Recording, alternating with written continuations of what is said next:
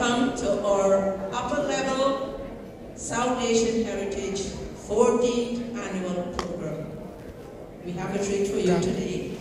Dr. Rajiv Malhotra can be described as an architect of change, who has been championing dharmic traditions and cultures in India since 1995. He is a public speaker and writer on current affairs, world religions, cross-cultural encounters between East and West.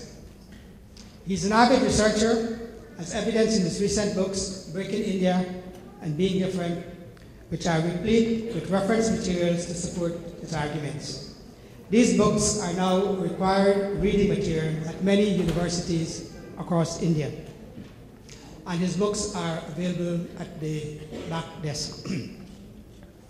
Dr. Malhotra is a physicist and computer scientist by training and has worked in senior capacities in the corporate world, in the information technology and media industries before becoming a successful entrepreneur on his own. At the height of his career, he took early retirement at the relatively young age of 44 and used his own personal resources to set up the Infinity Foundation, seeking to foster a better understanding of the Dharma religious traditions of India, most notably Hinduism and Buddhism, both in the US and in the Indian subcontinent. Since its inception, the Infinity Foundation has given more than 400 grants for research, education, and community work. Dr. Malhotra has organized and led numerous conferences and scholarly events to address the challenges and opportunities arising from the growing encounters of civilizations East and West. His articles, blogs, and books have a wide audience, and he is frequently interviewed and invited to deliver keynote addresses at academic institutions as well as in the corporate world. In fact, yesterday he was interviewed by ATN, Asian Television, who are still here, and that interview will be aired shortly. So those of you who are tuned in to ATN, watch out for that. He has devoted himself to clarifying the many misconceptions about Indian traditions in the United States of America and amongst Indians, and is a much sought after speaker on a variety of topics, including the Indian diaspora, globalizations, and East-West relations. We are indeed extremely fortunate to have him with us this evening. Last Sunday, Dr. Malhotra was honored by Hindi USA with an award of excellence for his groundbreaking work, Being Different, where he delivered a keynote address, a passionate address, a one-hour address in both Hindi and English. Ladies and gentlemen, it is my honor and privilege to present to you Dr. Rajiv Malhotra. Thank you.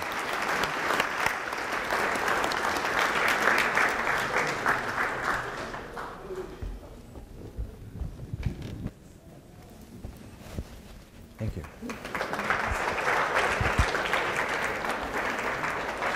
you.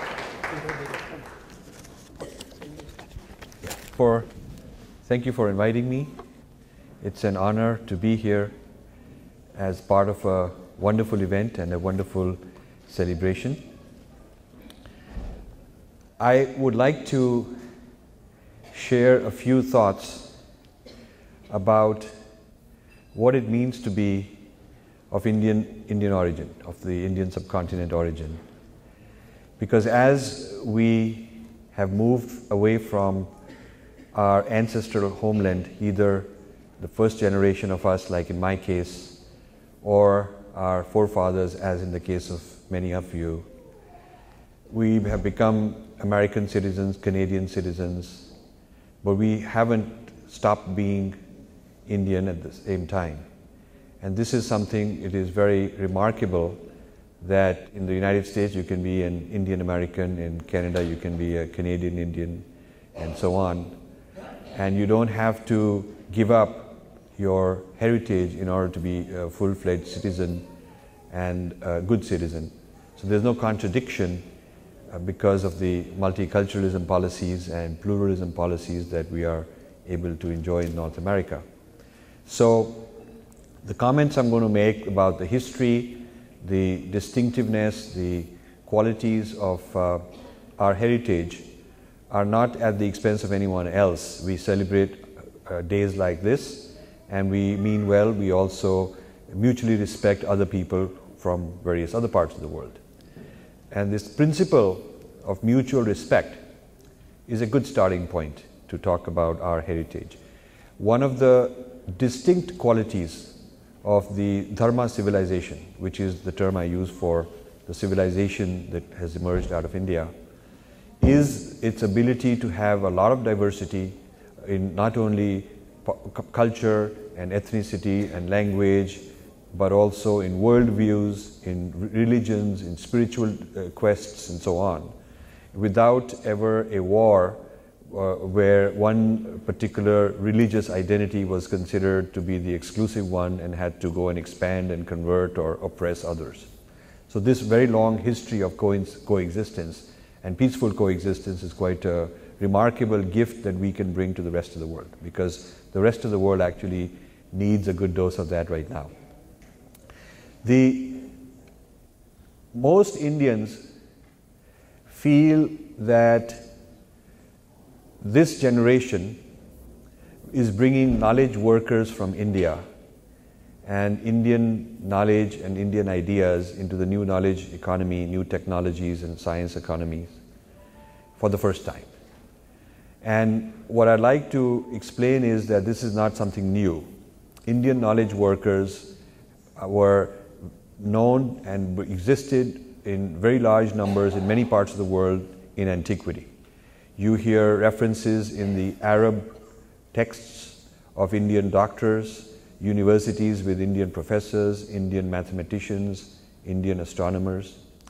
You hear the Chinese, since ancient times, importing not just Buddhism but also Indian medicine. A lot of Indian scholars and thinkers were occupying high positions in China and Southeast Asia. And Indian universities like Takshashila, which is now in near Islamabad, and Nalanda, which is in Bihar, and maybe a couple dozen other universities in North India, were like the Ivy Leagues of the past.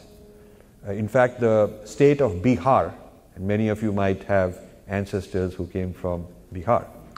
The word Bihar comes from Vihar. Vihar means Institute of Learning. So that place was known for its higher education, and people from various parts of Asia would send their brightest, the real intellectual cream, the high potential youth for higher education to Indian institutes of learning. So India supplied knowledge and knowledge workers all over Asia. The Arabs translated a lot of Indian texts. The Persians translated a lot of Indian scientific texts, which a few centuries later got translated by Europeans into Latin. And so the origins of Indian mathematics and science and astronomy often got incorrectly attributed to the Arabs, but the Arabs themselves had no problem acknowledging that they received this knowledge from India. In fact, as an example, there was a man called Al-Jabr. That was his name, Arab Al-Jabr. And Al-Jabr wrote translated an Indian text of mathematics. And in the preface, he mentions that this is an Indian text that he has learned from the Pandits, and he has translated it into Arabic. Some centuries later, the Europeans get a translation of this done into Latin. And that knowledge of a text translated by Al-Jabr became known as algebra. So that may be something you're not aware of. The word algebra comes from the Arab name Al-Jabr. And in Al-Jabr's own biography, he attributes this knowledge to texts that he translated from India. So that is just a little example of the kind of influence the Indian thinkers have had in the past. One of the things I like to mention to my audiences in the US particularly, and the same would apply to Canada, is that we attribute the European discovery of this continent to Columbus, and we teach that to our kids. but we also perhaps need to explain why Columbus ended up here, and the fact that he was actually looking for a trade route to India. And this is known to Indians, but maybe not the details. However, it's not generally mentioned in the school textbooks in the US at least, and probably it should be. The fact is that the Queen of Spain was like a venture capitalist investing in very high risk, high potential research kind of journeys. And in those days, finding a new trade route could be worth a lot of money, because land routes were inefficient. Land routes meant you have a lot of intermediaries, a lot of conflicts, and a lot of middlemen who will charge markup of the goods. Before the goods reach from India or China to Europe, it would go through the Ottoman Empire, it would go through a lot of intermediaries, and it would be marked up 20 times. And so the idea of finding a sea route which would bypass all these different places in between would be very, very lucrative, and indeed it was. So this business that someone could go across the Pacific and land in India was kind of an idea that had been floating around, and the Queen of Spain funded this venture, and Columbus went on his way. But they didn't realize that in between the European and the Asian continents, there would be the American continent, which is how this came into being. So the question this should lead us to is, what was so spectacular about India which would compel so many people? Vasco da Gama went around Africa to come to India. Columbus goes around the other way and ends up in America, in the Caribbean. The question is, what was so spectacular? Why were they looking for this place, and why was it so precious to find a new kind of a route? And this takes you to the economy of India at the time, and the technological output, the manufacturing output, the scientific knowledge output of India at that time. The Cambridge History of Economics, which is considered a source book of the economic history of the world, says that until the mid-1700s, India had about 25% of the world GDP, and China had about the same amount. More than half the world GDP was these two countries, and the West, which defined as North America plus Europe, had less than 20% of the world GDP at that time. So 100 years later, from mid-1700s to mid-1800s, India's GDP share of the world drops dramatically from 25% to less than 2%. That is what happened to India, and that is the colonial period. And during the same 100 years, the Western share of world GDP went from less than 20% to more than 80%. That was the Industrial Revolution in England and the deindustrialization of India. So what is generally not known is that India was industrial and it got deindustrialized. The two big exports of India were metallurgy and textiles, and also medicines at that time. Textiles was a legendary export from India, recorded in the Greek archives and in the ancient Roman archives. They're talking about how the rich people are spoiling themselves and using all their gold to buy Indian luxury textiles. This is the sort of thing you see mentioned in the Greco-Roman ancient texts. And Britain, if you look at what were the first two industries in the British Industrial Revolution, they were textiles and steel, the two from India. And Indian steel was also legendary. In the ancient times, there was something called Wootz steel, W-O-O-T-Z steel. And Wootz steel was the strongest, toughest steel, and people in various parts of Europe, the Roman Empire, all they used to buy that steel in order to make swords which could pierce through the armor of the opponent, because the steel wouldn't break, it was very tough. And it was a secret process. Nobody else made Wootz steel except India for a very long time. And the Delhi Iron Pillar, which is rust-free for over 1,000 years, and the original inscriptions haven't rusted or erased, it's still there. Recently, a friend of mine who was a professor of IIT a professor of metallurgy at IIT, was given a huge grant from the Ford Motor Company and the US Atomic Energy Commission to figure out how one can make that kind of steel today, because for nuclear waste you need a metal case which will not rust, and you need it to be able to survive for thousands of years. And Ford Motor Company was interested because they wanted to understand how to make engines that don't rust and cars that won't rust. And so what he discovered is that there was a very thin layer of nanotechnology, kind of a very thin nanotechnology scale layer of a phosphorus composite outside the steel. So there was no nanotechnology at the time as we understand it today. So what they found is that there was a kind of a mixture, some kind of a chemical mixture which was applied, and over a period of time, with the weather and all that stuff, gradually it deposited a very thin nano layer. So it's a very ancient kind of nanotechnology. And now people are trying to see if they can replicate that. People haven't yet managed to replicate that kind of thing. So some of these technologies and scientific discoveries are of current relevance. People ask me, why do we want to study our heritage? Is it just for nostalgia? Is it just for chauvinism? And I tell them that there are many things that we can learn even for applications today. We know that Indians had a huge investment in water harvesting, canals, lakes, running water in Harappa and Mohenjo-daro in ancient cities. Homes had running water and drain systems. The city planning, the bricks and tiles, the weights and measures standardized through a very large area. So the level of sophistication was enormous.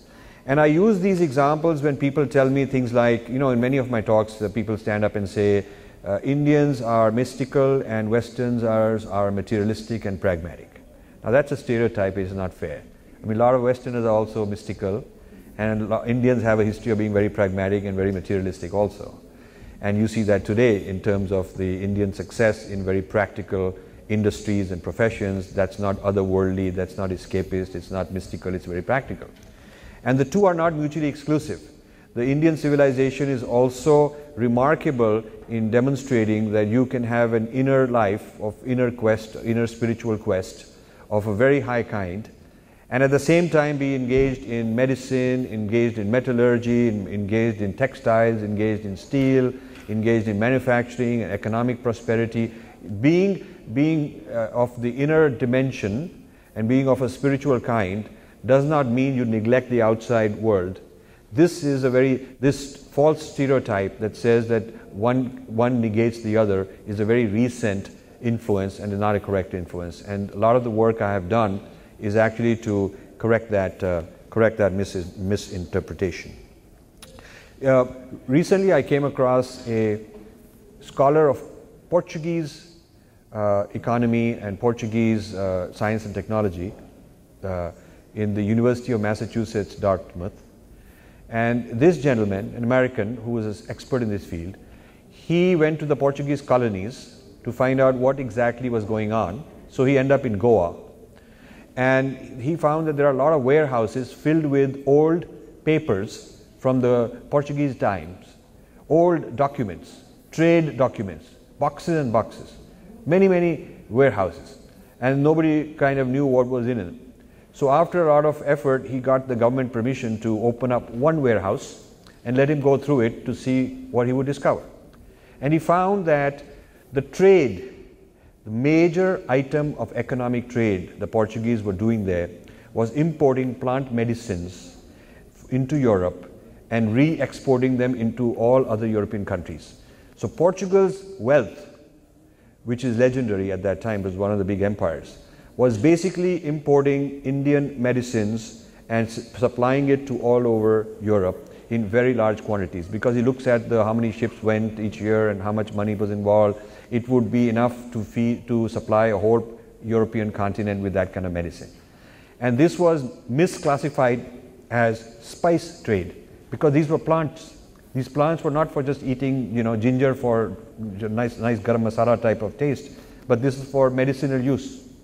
Because the Ayurvedic medicines are plant medicines, you can make cuisine out of it, but that cuisine is designed like we have turmeric, but it is designed for medicinal qualities. So these are medicinal trade that was going on an enormously large scale. In fact, we know of the Silk Route, which was a land route connecting Asia to Europe through the Middle East. But there was, parallel to the Silk Route, which was land, there was also an Indian Ocean trade route. And India was the center of the Indian Ocean trade route. Gujarati sailors, Malayali sailors, Tamil sailors on the other coast. So there would be ships coming from China and Southeast Asia to India, and then going on to the Middle East, Africa, and across to the other coast of Africa also. This whole trade with India as a sort of hub, center hub, was a huge globalized economy. So when people say we live in the global era, there used to be a global era before colonial empires, rival colonial empires closed down free trade. There used to be free trade at the time. We think that free trade is something new, but there used to be free trade at that time. Later on, all these ideas of immigration control, customs control, these are recent things. There were no immigration, customs control. People had free movement of people, goods for a very long time. India had a lot of people from various places. Traders would come and live and go and bring things and remove things. It was open borders and free trade. So what we are now trying to bring about in the world as a free trade kind of a globalized thing is not some kind of a new invention. It had been there for a long time. And you can see evidence in various archaeological sites. You'll see Roman gold coins in India. Like for instance, the Padmanabhan temple in Kerala, which has some $30 billion worth of gold they just discovered for a long time. It includes some old gold coins from European places.